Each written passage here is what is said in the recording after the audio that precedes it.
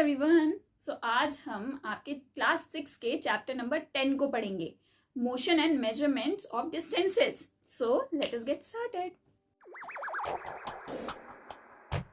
आज की तारीख में हम एक जगह से दूसरी जगह जाने के लिए कितनी सारी चीजों का यूज करते हैं। कार्स हो गई, truck, bike, scooter, aeroplane, boats. पर आज से कई साल पहले ऐसा कुछ नहीं था। लोग सिर्फ अपने फुट से जाते थे, जितनी दूर वो जा सकते थे। जरा सी दूर जाने में दिन लग जाते थे। तो इसीलिए सबसे पहले व्हील्स का इन्वेंशन हुआ। जो लकड़ी के व्हील्स थे, इन सब चीजों का इन्वेंशन हुआ। और पहली बार जो स्टीम इंजन का इन्वेंशन हुआ, उसी से आगे चल के इतने सारे ट्रांसपोर्ट बने। पहले ये सब ट्रांसपोर्ट नहीं थे, तो हम एक जगह से दूसरी जगह बाय फुट जाते थे। अब जब स्टीम इंजन का इन्वेंशन हुआ, उसके बाद ही ये स्कूटी, कार, मोटर बाइक और रेल, इन सब का इन्वेंशन हुआ। पर जो बोट थी वो बहुत पुराने जमाने से थी। पहले जो लकड़ी का लॉग होता था, मतलब पेड़ की लकड़ी होती थी, उसी से नॉर्मल बोट बना दी जाती थी, उसके अंदर हॉलो करके। पर धीरे धीरे करके उसे एनिमल्स की शेप दी गई, जो स्वान्स होते हैं उनकी शेप दी गई। तो ऐसे करके धीरे धीरे करके बोट्स को भी बहुत अच्छी तरीके से बनाया गया। ऐसे करके धीरे धीरे धीरे धीरे हमारे ट्रांसपोर्टेशन बढ़ता चला गया। तो सबसे पहला एरोप्लेन बना था वो 19,000 में बना था। पर उस समय उसमें पैसेंजर्स या गुड्स नहीं लेके जा सकते थे। पर आज की तारीख में धीरे धीरे करके उसे इस तरीके से इनबिल्ट किया गया कि उसके अंदर पैसेंजर्स भी जा सके और गुड्स भी जा सके। तो इस तरीके से हमारे ट्रांसपोर्टेशन की शुरुआत हुई। और ये जो हाई एंड ट्रांसपोर्टेशन है, like supersonic trains, mono rail and aeroplanes जो बहुत तेज स्पीड से चलते हैं, ये सब 20th सेंचुरी में जाके बने। एंड स्पेस शटल भी 20th सेंचुरी में जाके बने। ये सब रिसेंट है और धीरे धीरे धीरे धीरे करके इसका इन्वेंशन होते चले गए। और आगे चल के पता नहीं किस तरीके के इन्वेंशन हो और हमें देखने को मिले। अब आप एक बात बताइए, आपको कैसे पता लगता है कि आप जब स्कूल जाएंगे तो आपको पैदल जाना है, रिक्शा से जाना है या किसी और चीज से जाना है? या फिर अगर आप मार्केट जाते हैं तो आपको कैसे पता लगता है कि आप पैदल पहुंच सकते हो या फिर आपको कोई व्हीकल लेने की जरूरत है? तो ये सब होता है मेजरमेंट के थ्रू। मेजरमेंट मतलब कि रास्ता कितना लंबा है, उसी के अकॉर्डिंग। अगर आप पैदल जा सकते हो तो आप इजीली पहुंच जाओगे, मतलब वो चीज पास है। पर अगर आपको रिक्शा लेने की जरूरत है या फिर कोई और व्हीकल लेने की जरूरत है, इसका मतलब वो जगह दूर है। तो ये सब क्या होता है? मेजरमेंट के थ्रू होता है। अब आप अगर अपने घर की मेज को या किसी भी जगह को आप अगर हैंड से मेजर करें तो आप करके देखिए, तो किसी का हाथ तो छोटा है, किसी का हाथ बड़ा है। आप अगर मेज को मेजर करेंगे, जैसे कि आपको वीडियो में दिख रहा है पीछे, अगर आप मेज को ऐसे मेजर करेंगे अपने हैंड से, तो कितने हैंड? मान लीजिए 4 हैंड्स की आपकी मेज है। और आपने किसी और के हैंड से करा तो उसके आए 5 हैंड्स की मेज है। इसी तरीके से अगर आप किसी डंडे से मेजर करेंगे तो आपको वो जरूरी तो नहीं वो सेम डंडा वापस मिल जाए, तो डंडे की लेंथ भी अलग अलग होती है, इस वजह से मेजरमेंट गलत आ सकता है। और भी बहुत सारी चीजें होती हैं। इस वजह से हम इन चीजों का यूज अब मेजरमेंट में नहीं करते हैं। हम मेजरमेंट का यूज करते हैं स्टैंडर्ड मेजरमेंट से, जो पूरे वर्ल्ड में चलते हैं। लाइक आपने सुना होगा metre, kilometre and centimetres, millimetres.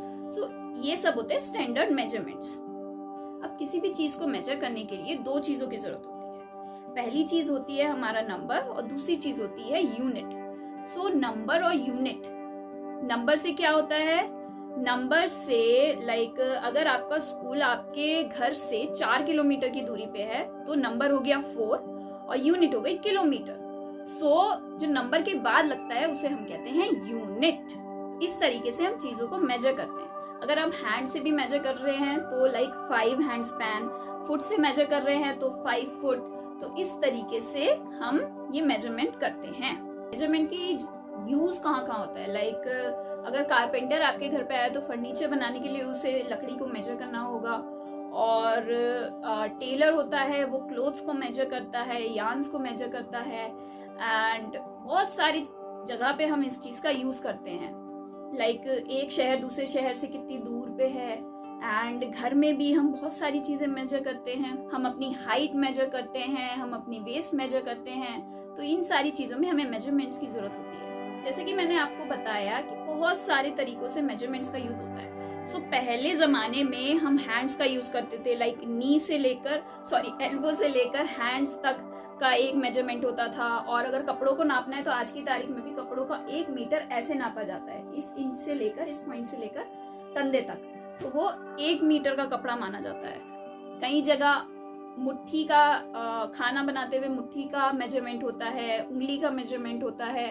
तो इस तरीके से मेजरमेंट पहले होते थे और आज की तारीख में भी होते हैं। जब इस तरीके से मेजरमेंट होते थे तो दुनिया में हर जगह के लोगों की हाइट एंड उनकी ब्रेथ सब अलग तरीके की होती है। तो दुनिया में इधर से उधर जाने पे वो मेजरमेंट गलत होते थे। और यहाँ पे भी किसी की हाइट बहुत ज्यादा लंबी है, किसी की हाइट बहुत ज्यादा छोटी है, तो इस वजह से ये measurement most of the time कुछ ना कुछ उनमें गड़बड़ रहती थी।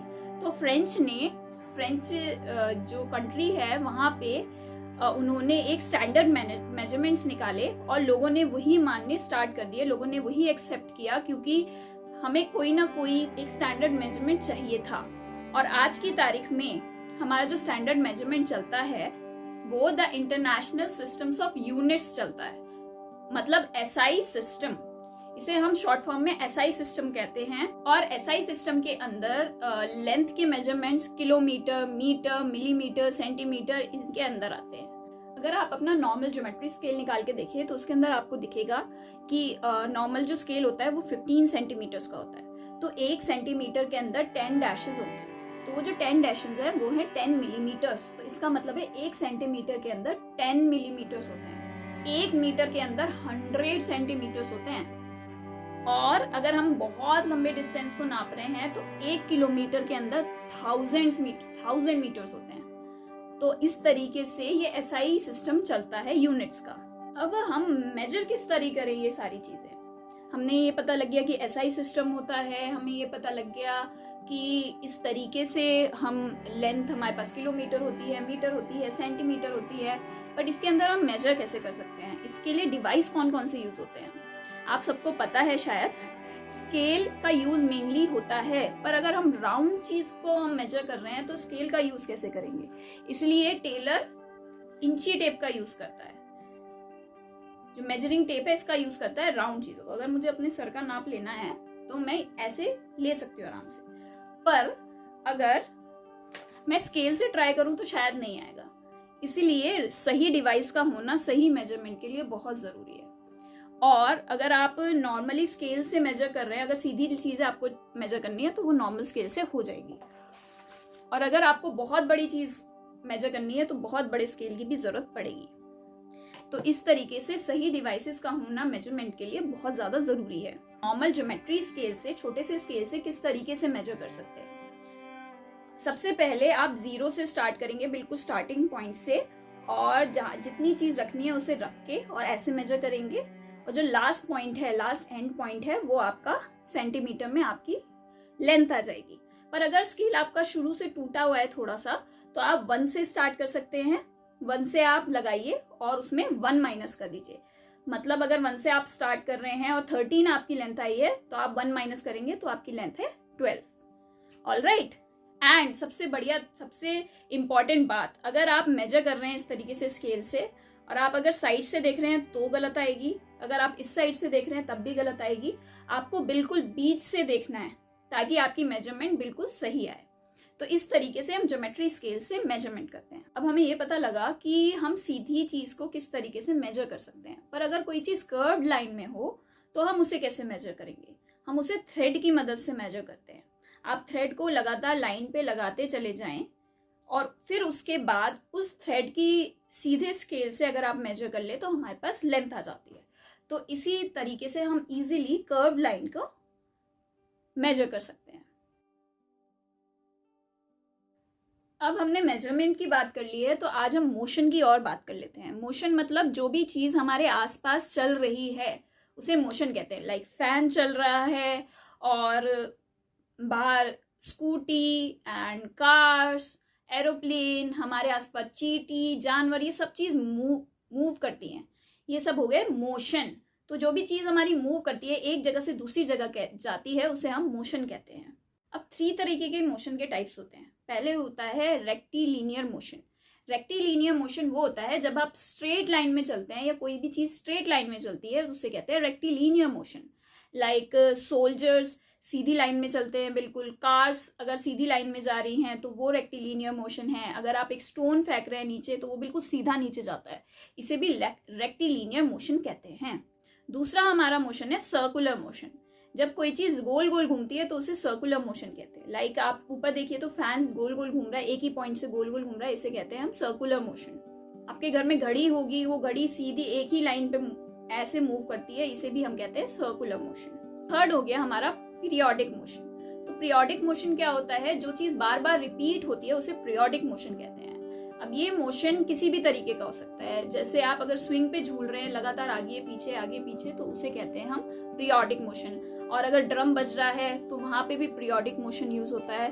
तो एक ही तरीके का मोशन जब बार बार होता है तो उसे हम कहते हैं पीरियोडिक मोशन। तो ये हो गए हमारे मोशन के 3 types, rectilinear motion, circular motion and periodic motion. So ये था आज का हमारा चैप्टर।